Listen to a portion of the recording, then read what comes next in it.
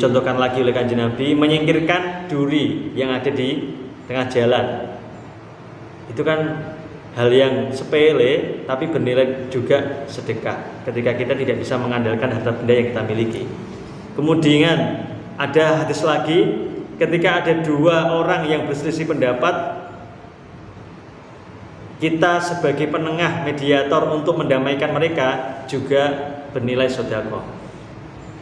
Nah, hadis yang berkaitan dengan para aulia ini, teman-teman sahabat ya, adalah khusus bagi para aulia, para kekasih-kekasih Allah yang diangkat menjadi walinya Allah. Itu yang digarisbawahi, mereka diberikan rahmat yang begitu besar bukan karena banyaknya ibadah, akan tetapi lomanya hati yang loman, hati yang teduh, hati yang tidak ada rasa bencinya sama sekali kepada orang lain,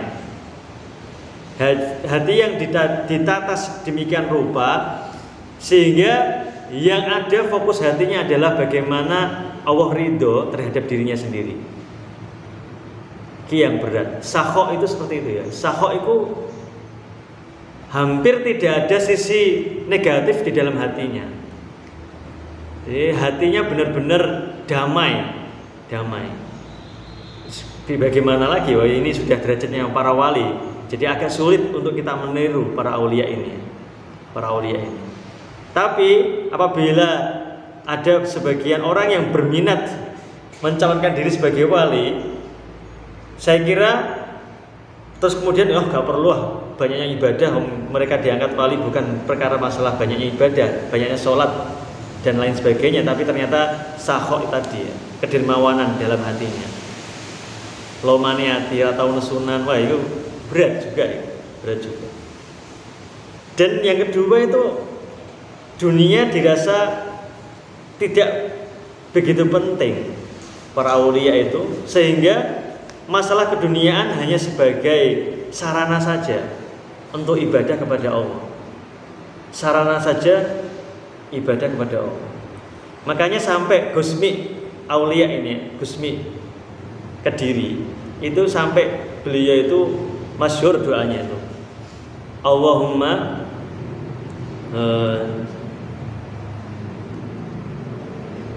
ya Allah, tolong jadikan dunia ini di bawah telapak tangan saya.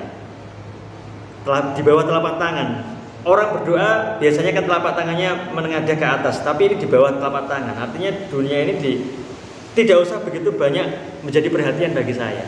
Tapi akhiratlah ya Allah yang memberikan perhatian bagi saya. Ini para aulia doanya seperti itu. Bukan carane dunia itu ada di dalam hati saya, tapi di bawah telapak tangan saya. Ketika doa itu seperti itu. Pak Gusmi contohnya seperti itu. Ketika memang sudah ranahnya aulia, memang seperti itu. Yang kedua, hadis baginda ini dampak positif ya, kelihatannya. Manfaat daripada orang yang loman. As-sakhiyu ya Ali, wahai Ali, as-sakhiyu utawi wong sing loman qaribum minallah, itu dekat dengan Allah. Orang yang dermawan itu dekat dengan Allah. Qaribum mir rahmatihi, dekat dengan rahmatnya Allah. Ba'idun min adabihi, dan jauh dari siksanya Allah. Sedekah ini memang identik dengan kedermawanan ya, kedermawanan. Jadi orang yang dermawan itu pasti kata baginda dekat dengan Allah. Allah suka dengan orang yang dermawan itu. Qaribum min rahmati. Ketika Allah suka, maka rahmatnya Gusti Allah akan senantiasa tercurahkan pada orang yang dermawan itu. Dan dipastikan juga oleh baginda ba'idun min adabi. Orang yang dermawan pasti dijauhkan dari siksanya Allah. Ada beberapa redaksi yang lain, ulama menambahi bahwa orang yang sakhi, orang yang dermawan itu qaribum minan nas, bukan hanya dekat kepada manusia, tapi dekat juga dengan para manusia.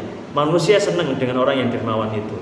Ini adalah bagian dari sakhi ya. Sakhi itu dermawan. Orang yang suka sedekah, orang yang hatinya senantiasa syukur, loman, bagian dari kepekaan sosial kepada yang lain itu benar-benar bagus, itu manusia akan otomatis dekat dengannya. Kemudian Allah juga dekat dengannya. Allah senang dengan orang yang seperti itu, dan Allah menjauhkan dia ke api neraka. Karena sejatinya orang yang dermawan ini adalah bukti bahwa dia syukur kepada Allah. Sehingga ketika syukur maka akan ditambah lagi nikmat-nikmatnya. Tapi ketika dia sudah ingkar, maka dia gak mau sudahkan lagi, karena dia sudah ingkar atau mengingkari nikmat yang diberikan Tuhan. Semoga amalan yang diberikan baginda kepada Sayyidina Ali kita bisa mencoba melaksanakan, yaitu sedekah ya, karena sedekah ini juga banyak faedah-faedah. Selain itu juga bisa menghilangkan tadfaul bala itu.